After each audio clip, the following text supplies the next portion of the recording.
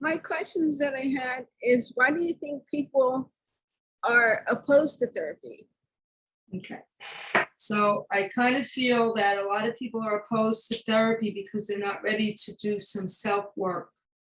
Because a lot of times people feel like if you go to a therapist, they're going to bring up some things that you might not be ready to kind of think about, feel about, and look at. And the biggest reason I think a lot of people might say, I'm not ready. Do you think that there is a difference in going to therapy between the younger generation, meaning people 30 to 40 Mhm. and over to the older generation, people in like their 80s being like anti-therapy and are shocked when their grandkids or nieces or nephews go to therapy? Well, I think over the years, there's been much more acceptance for people who are in that older generation. Because I think when we look at their generation, they didn't really think about therapy as something you went and did.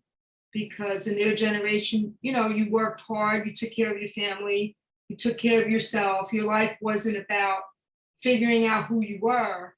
You already kind of knew because your family kind of told you who you were. So like if you were in the family and most of the family held morality in a good standard, you didn't question it or you didn't question yourself. I think that people in that generation would expect that people in the younger generations would go to therapy so that they could feel better about themselves. Because I think what's happening now is as generations go on, there's much more question about who am I? Where back then, nobody really asked that question, they kind of knew. That's an interesting take on it because my grandma, she's like 80 Mhm. and she talks about therapy, but like she's never actually gone. Yeah. If Well, that, there's a stigma in her age category. Because think about that, right? If that wasn't something that was normal, why would you go to therapy unless you were admitting you were crazy? Because back then, mental illness was called crazy. We don't say that anymore. We say that somebody has some mental health issues. I often think about how did human beings, because we're all human beings, it's not like we're any different than our forefathers. We're really not. I kind of look back at that and I think, how did they do it different? Because mental illness was maybe not as reported as much as it is. Those people were not going to therapy. They were not getting medication, trust me. And I realized something really important about that time. People had families and people talked in their families for the most part. And you got personal, but it was personal. Mhm. We didn't have the internet. People were not going on, social media, finding out what everybody else is doing. And I kind of feel because of that, people had better mental health because if somebody in the family noticed that something was off, they would say something. Like, what's wrong with you? Like, I've noticed, have you been sad? And I think we've gotten away from that because so many more people are looking at what's on the outside. Do you feel that therapy will grow as far as more people wanting to be therapists, younger people and older people wanting to go back to school to be in the field of therapy? I do. I think it's going to open up this whole service opportunity for people to help one another. Because when you think about it, when you choose a profession like being a therapist, it is a service work because what you really want to do is help people to feel better, help people to have the ability to say, I don't want my life to be filled with anxiety. And I think helping people to achieve a better mental health is extremely rewarding and powerful. Because really, when you think about it, what are we here to do but to help each other brings us the greatest amount of happiness, not a title, or not my salary is this, therefore I'm happy, because that's not true. And then I think the other part is with more people invested in it, it will change how people actually look at mental health instead of just looking at mental illness. I think since 2020, because we had to spend time thinking about other things besides our busy life, people have been paying attention more to themselves. Yeah, yeah. And I definitely feel like for me, as someone who's going to be a therapist in a few years, and as you know, I've wanted to be a therapist since I was 14. I'm excited to experience that. And I think for me, my goal in my mind is to level the playing field, meaning you can be a person on the Upper East Side. I'm still going to see you as a therapist. You could be a person in Brownsville, Brooklyn. I'm still going to come and see you as a therapist. I'm not about to be like, oh, you can't pay for it, I'm not going to come see you. That's awesome. And you're absolutely right. So you're looking, again, if we look at the word whole, and we look at the word balance, you're saying that this line of work that you're going to say yes to, you're going to do the hard work, you're going to be in school, you're going to be doing a lot of writing and reading. You see in the future before you, it's open. It's not, I'm only going to work with certain people. You know, there are therapists that only work with certain people. And I think that's fine if you've been, you know, a practicing clinician for a long time, but having a lot of experience with people is what makes you a good therapist. You know, like I already know I have my favorite populations, and I found out what my least favorite is. And you only know when you do it. Yeah. So my favorite is working with young people, your age group. I just feel that your age group has so much zest for being alive. It literally helps me to feel more alive. And my worst population, I don't like to work with marital couples. Oh boy. Because I always laugh. I think, imagine you're paying a therapist money so you could tell your spouse or your whoever you're with the truth. And I think to myself, that's awful that you can't be honest. You have to pay somebody to talk to them to literally get the truth out of you so they can hear you in a safe environment. You know, like that's the extreme of that doesn't make me feel comfortable because it's always, you know, so you'll find out for yourself too when you're a therapist. And you should always, you know, when you're in your profession, there should always be an element of joy. I always have joy going to work, always, because you know, I said yes to this, and it's a nice balance for me. Also, I feel like I'm going to be helpful towards the disability community as someone myself who has a physical disability, who recently has to use a chair part-time. I can only imagine like 5 years down the line when I'm like 35 and I have a client who recently became newly disabled or has always been disabled. Right. And they come to me and they're asking me, how do I deal with my new life circumstance or this old life circumstance that is making me upset? Absolutely. So your experience and your skills since you've been in your life will prove very helpful.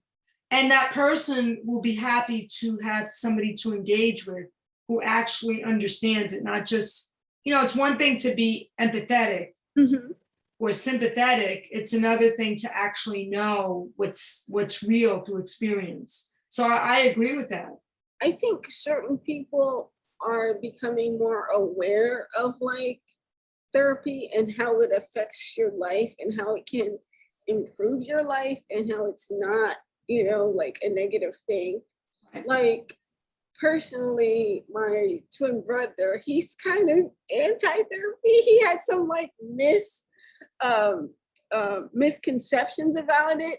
He thought that they like go around and like say everything about the client. And I'm like, no, like everything is confidential. Like the only way it's gonna get out is if the person hurts themselves or other people. Like, so I had to like explain that to him. Like, it's not just everybody saying everything. Like, no. But most people don't know really what it is. That's the issue. You know, it's like anything else when you don't know about a profession Mhm. until you research it or ask somebody or try it. You just don't know, and that's not a bad thing. So many people don't know a lot about a lot of things, and you Yeah. would assume that people know, but then when you find out they don't, at least they're asking questions about it, which is a good step. Yeah. Yeah. But imagine back in the day. Oh my gosh, I can only imagine. I mean, when I first told my mother that I wanted to be a therapist, she actually told me before I knew it. And I was in high school and I came home one day and I said, Ma, so how come so many kids tell me their problems all the time? And she said, someday that might be your job and you'll get paid for it. And I was like, what? Like I didn't really even understand it myself, but I must have had that kind of personality that Mhm. people just felt comfortable telling me they would tell me some serious stuff. And I was like, Wow. oh, I know.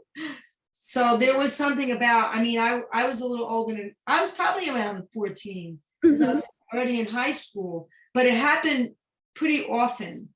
Like they would tell me, oh, I hope it's okay. I'm telling you this. I don't know who else to talk to.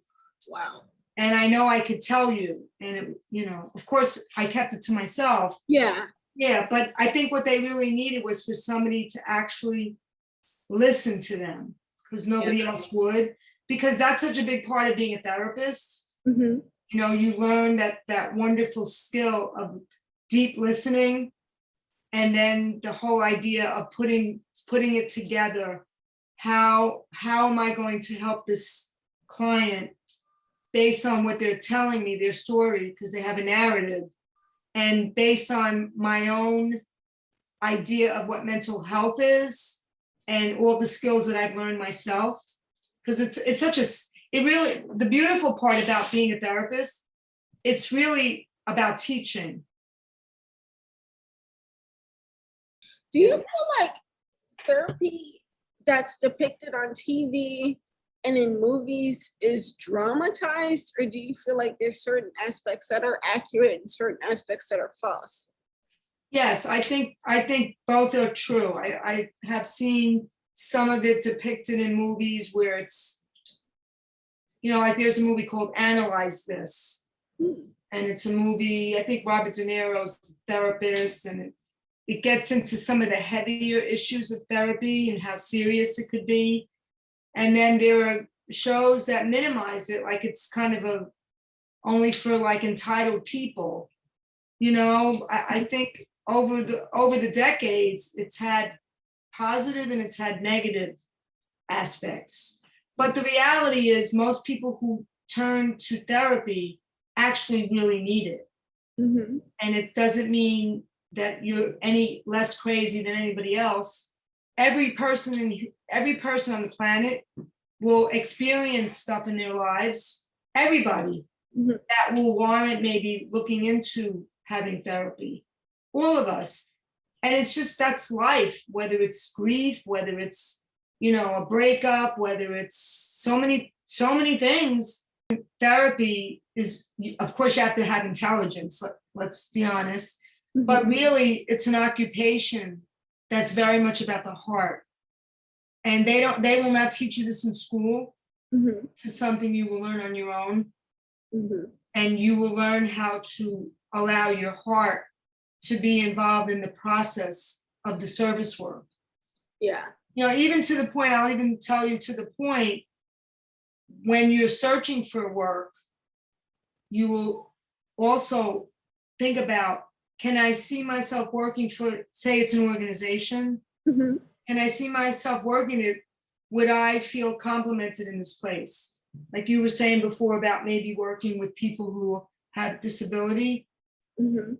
When you see yourself working in a place that accommodates you, Mhm. you know, like that relationship is mutual. What I'd like to share is that I feel so sure that our mental health going more into, this year really unfolding, that not only are we need to be more concerned about our own, but I think we're more concerned about everybody.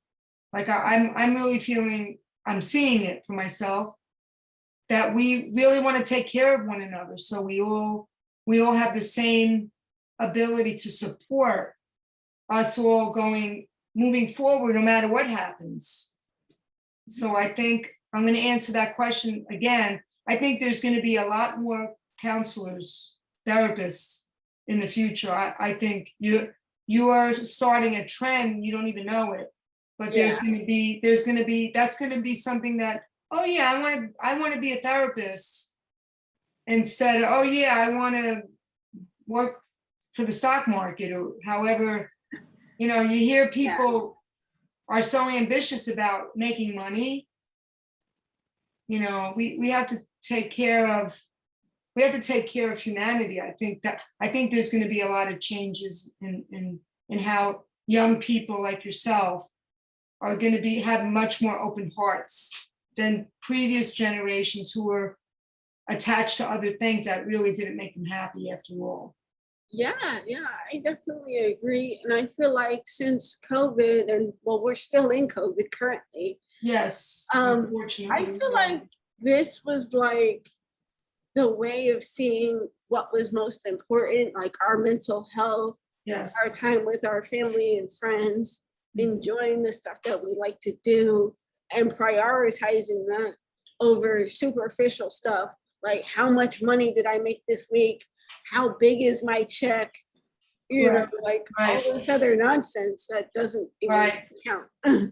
Right. And I think I agree with that. And I think, again, the other part, of course, is that we had a chance to go more within ourselves. So there are a lot of positives that came out of this whole time frame. So I hope that was helpful. I hope. Yes, it was. Thank you.